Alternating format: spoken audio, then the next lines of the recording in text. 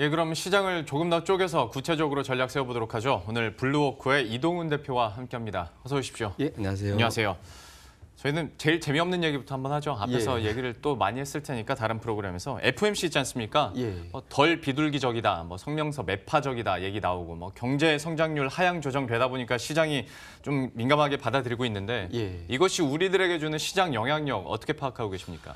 예, 우선 간단하게 요약을 해드리면 이게 요약 안에서 이제 호재와 악재를 찾아보시면 될 것 같은데요. 우선적으로는 금리 2번 내년도에 올릴 것 같다라는 거 시장에서 예상을 했던 거고요. 그다음에 이제 또 한 가지는 내년도 경제 성장 전망치 하향한 것도 역시 이제 시장에서 알고 있었던 겁니다. 대략적으로 2.5%에서 2.3%, 0.2%포인트 정도 낮춰서 경기 둔화될 것 같아. 이런 부분들에 대해서는 사실 시장이 민감하게 반응할 사안은 아니었거든요. 그러니까 여기까지는 우리가 보통 보면 비둘기파적인 어떤 색깔이 좀 있었다라고 볼 수 있었는데 이제 문제는 그다음 자산 축소 스케줄을 처리할 생각이 없다라는 발언을 했습니다. 지금 이제 한 달에 한 500억 달러 정도씩 계속해서 자산을 좀 축소해 나가고 있는데 이게 이제 시장에서는 좀 멈칫해 주길 바랬거든요. 그러니까 트럼프 대통령이 금리 인상을 저지하는 것과 동시에 이 자산 축소하는 과정도 조금 속도를 늦추거나 좀 낮추기, 금액 자체 규모를 좀 축소하기를 원했었는데 이거는 완전히 그냥 기존대로 한 월 500억 달러 정도씩 계속해서 축소하겠다 이렇게 얘기를 했기 때문에 우리나라 돈으로 치면 한 50조 원 정도를 계속해서 흡수해 나가는 거잖아요. 시장 유동성을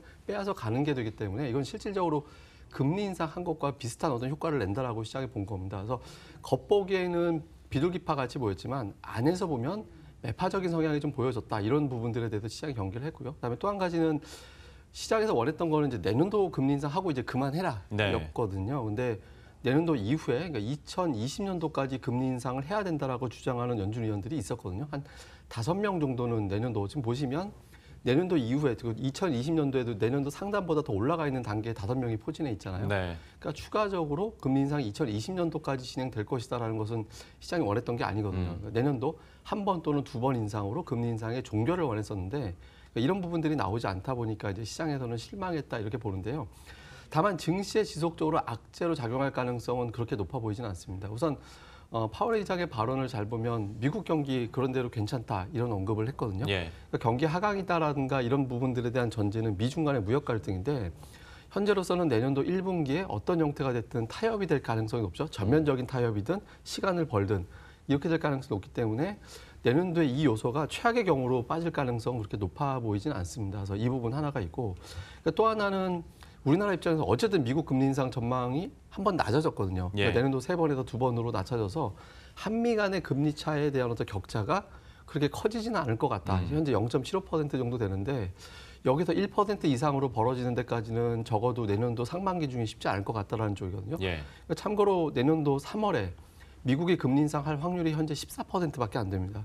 그러니까 한때 이게 30% 중반까지 갔던 게 떨어져서 한미 간의 금리 격차가 적어도 1분기까지는 격차가 벌어질 가능성은 낮다라고 보기 때문에 시장에서는 오늘 미증시 빠졌고 약간의 어떤 매파적인 성향이 있다라고 해서 밀리긴 하지만 최근 들어서 보여왔던 기조, 그러니까 최근에 증시 잘 보시면 미증시는 폭락해도 우리 시장은 안 빠지고 버티거든요. 그러니까 이런 어떤 패턴 잘 보시면 최근에 저 빨간색으로 보고 계신 게 이제 코스피고 검은색이 이제 다우지수 차트인데요. 다우지수가 수직으로 뚝 떨어지는 동안에 우리는 좀 횡보하는 그런 패턴이 나오고 있잖아요. 그래서 적어도 견디는 정도의 흐름은 나올 수 있고 연말에 이런 흐름으로 잘 넘겨진다면 연초에 이제 부담으로 작용했던 금리, 그다음에 무역 갈등 부분들 완화 기대감으로 좀 반전을 도모할 수 있다라고 보고 현재로서는 금리 FOMC 파장에 따른 증시 하락 영향은 좀 제한적이다 이렇게 봐야겠습니다. FOMC와 관련된 큰 그림에서의 시장 상황 체크해봤고요. 이번에는 그러면 종목군들도 한번 들여다보도록 할 텐데 자동차와 조선업종 얘기를 해보도록 하겠습니다. 물론 잠시 후에 이제 질문으로 하단 나가겠지만 저희가 이걸 못난이 종목군이라고는 했는데 요즘 뉴스 들려오는 거 보면 IT 뉴스보다 이쪽에서 더 좋은 긍정적인 호재거리들이 나오고 있거든요. 어떻게 보십니까? 이게 사실 못난이라고 저희가 이 방송에서 한 3, 4주 전에 얘기를 했던 거였거든요. 그러니까 이게 한 해 정도 빠진 게 아니라 장기적으로 굉장히 많이 빠졌잖아요. 그리고 또 현대차 같은 경우는 삼성동 부지 저주, 그러니까 10조 원이나 들여서 어떤 땅을 사느냐 이런 거에 대한 어떤 저주가 있었는데 그렇게 많이 외면받았던 종목군들이 지금 잘 보니 실적이 더 나빠질 리는 없을 것 같다라는 쪽으로 무게감이 좀 실리고 있거든요. 그러니까 현대차 같은 경우는 지난 3분기 영업이익이 3천억 원이 채 안 됐죠. 시장 전망치가 한 8천억 원, 9천억 원 정도 사이였는데 어닝 쇼크였습니다. 물론 그 안에 AS 비용, 그러니까 리콜 비용이 좀 많이 포함돼서 한 5천억 원 정도가 이제 빠졌는데 어쨌든 시장에서 판단하기에는 3천억 원보다 더 낮은 영업이익이 나올 가능성은 낮다라고 보거든요. 그러니까 예. 일회성 비용이 좀 있었으니까. 여기에 이제 수소차 모멘텀이라든가 그다음에 신흥시장에서 특히 중국에서 내수시장 키울 수밖에 없거든요. 무역 갈등에서 이 부분을 해소하기 위해서는 내수시장 키워야 됩니다. 이렇게 되면 중국에서 어떤 수요 증가 이 부분 따라줄 수 있겠고요. 또 한 가지는 좀 이 저주같이 작용이 됐던 현대차의 한전부지 인수권이 오히려 지금 부동산 자산 가치가 올라가는 게 계기가 되지 않겠느냐. 그러니까 이 중심으로 해서 현대차가 다양한 어떤 퍼포먼스를 보일 수 있다. 신차 효과를 거기다 전시를 한다든가 이렇게 되고 거기에 또 임대 사업을 한다든가 이런 부분에 의해서 현대차가 성장할 수 있는 계기가 될 것이다. 그러니까 오히려 지금은 자산 가치가 그 매입했던 시점보다 올라가 있지 않느냐 이런 예. 부분들이 어우러지고 있거든요. 그래서 그리고 이제 또 현대차가 한동안 신차 모멘텀이 거의 없었습니다. 네. 그런데 최근에 이제 뭐 보면 이제 G9이라든가 G90이라든가 이런 어떤 신차 효과 그리고 사전 예약이 또 계속해서 예상했던 수치보다 잘 나오고 있거든요. 그래서 이런 부분들이 내년도 실적이 지금 3분기보다 4분기가 좋아지고 또 내년도 1분기가 더 좋아질 것이라는 기대감에 의해서 올라가고 있다 이렇게 보여지고요. 조선 같은 경우는 역시 뭐 LNG 모멘텀입니다. 예. 역시 뭐 LNG 같은 경우는 이제 중국이 많이 수입한다라고 하지만 실질적으로 미국을 봐야 되거든요. 셰일가스라든가 이런 부분들에 대해서 미국에서 생산을 줄이거나 그럴 의사가 없는 상태이기 때문에 이런 단계별로 계속해서 발주가 늘어난다면 LNG 같은 경우도 아무 데서나 못 만들거든요. 네. 액화시켜서 담아서 나르는 과정이 굉장히 복잡합니다. 우리나라라든가 일본 정도밖에 못 하는데 최근에 이제 발주가 늘어나면서 또 우리나라가 거의 수주를 독점하다시피 하고 있거든요. 그러니까 두 업종의 특성은 장기적으로 정말 나빴는데 살펴보니 실적이 지금은 더 좋아질 만한 모멘텀, 뭐 수소차가 됐든 한전 부지가 됐든 LNG선이 됐든 이런 모멘텀이 만들어져 있는 환경에서 주변의 다른 대형주들은 딱히 올라갈 만한 요소가 없거든요. 그러다 보니까 매수세가 상대적으로 집중되면서 주가가 올라가는 그런 계기를 만들었던 것 같습니다. 예. 뉴스들이 뭐 계속 긍정적인 쪽으로 나오고 있고 그리고 사실 시장에서 어느 곳을 보고 싶어서 올리느냐에 따라서도 어느 정도 자동차와 조선주들의 반등을 이해할 수 있을 것 같은데요. 언제까지 이렇게 계속 이어질 수 있을지도 저희가 한번 기대감을 갖고 지켜보도록 하겠습니다. 그리고 또 한 가지 이제 제약바이오주에 대한 관심도 그러니까 어떤 실제적인 모멘텀이 있어서 튀어 올라가는 종목들 빼고 그냥 제약바이오주 전반에 대한 투자 심리는 계속해서 좀 불안불안하고 있는 상황이잖아요. 근데 결국에는 제약바이오가 잘 나가야 코스닥도 이제 박스권을 좀 탈피하고 올라갈 텐데 제약바이오주에 대해서는 전망 어떻게 하십니까? 제약바이오주가 지난주에 이상한 일이 벌어지는 것 같이 보여요. 그러니까 예. 삼성바이오가 이제 검찰 압수수색 받았고 예. 그다음에 셀트리온 헬스케어가 이제 회계 방식의 논란도 다시 불거졌죠. 경남제약 상장 폐지까지 나오고 동성제약의 어떤 리베이트 문제가 그렇죠. 나오고 또 주초에는 뜬금없이 JP모건 헬스케어 컨퍼런스에 참석하지 못하는 기업들이라고 해서 또 급락이 나오고 그러니까 여러 가지로 좀 안 좋은 그런 상태가 되거든요. 그러니까 이럴 때 전체적으로 꼭 봐야 되는 게 대장주입니다. 네. 그러니까 대장주가 회복이 되면 나머지 종목을 끌고 올라가게 되는데 셀트리온 헬스케어가 상대적으로 최근에 강하게 올라서는 모습이 예. 나오고 있거든요.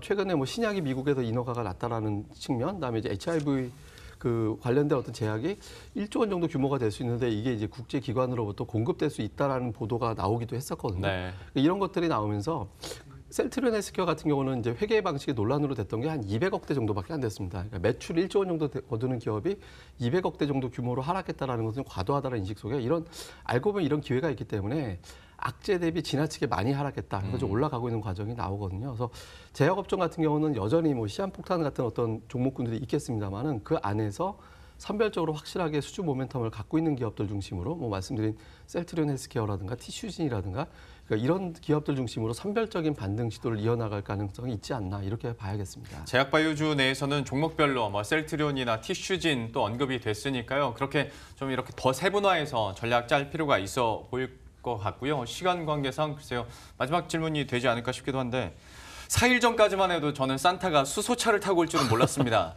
그런데 어쨌거나 지금의 대세가 됐고 이런 테마적인 성격들의 뭐 정치 테마주도 그렇고요. 굉장히 급등 또 뭐 급락을 나타내는 종목도 있단 말이죠. 하루 안에서의 변동성도 좀 커진 종목군들도 있고 여기에 대해서는 우리가 아예 외면하기도 좀 그렇고요. 어떻게 보십니까?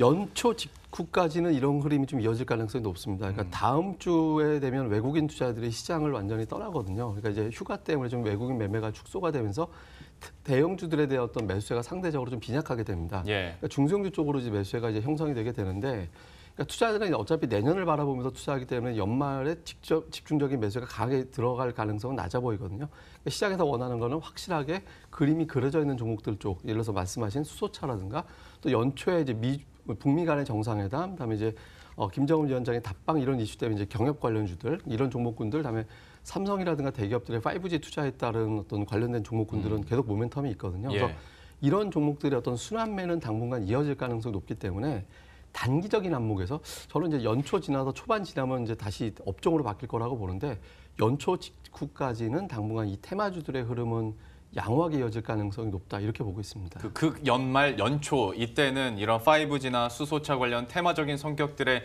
좀 강세 또 예상이 된다고 얘기를 해줬으니까요. 여기도 무조건 뭐 나쁘다고 볼 것도 아니고 그리고 무조건 좋게도 봐서는 안 되겠지만 그래도 관심을 가지고 투자 전략에 한번 녹여보면 좋을 것 같습니다. 마지막으로 그러면 내일장 전략도 저희가 한번 들어보도록 할 텐데요. 좀 어떻게 마무리를 할 수 있을까요? 잘 보면 우리가 연초부터 시장에 대한 고민이 있었잖아요. 그러니까 미국하고 중국하고 자꾸 무역 전쟁 벌이는 거. 또 한 가지는 미국이 금리 인상하는 것 때문에 상당히 고민이 있었는데 이 두 가지는 완화가 됐습니다. 그러니까 마지막으로 남은 건 기업들의 실적 하강인데 실적 하강 대비 주가는 과도하게 반영돼 있거든요. 그래서 주가 하락에 대한 어떤 공포감보다는 연초에 종목별 장세를 감안해 볼 때 낙폭과대한 대형주들 중심으로 단기적으로 좀 시세가 안 나온다 하더라도 좀 느긋하게 좀 모아나갈 수 있는 그런 전략이 필요해 보이고요. 우리가 자동차를 못난의 종목으로 보면서 매수하자라고 말씀드렸듯이 지금은 오히려 삼성전자가 4만 원 하회했고 SK하이닉스 5만 원대로 빠졌거든요. 그러니까 이런 종목군들을 중기적인 관점에서 오히려 서서히 더 모아나가는, 늘려나가는 그런 전략도 필요해 보입니다.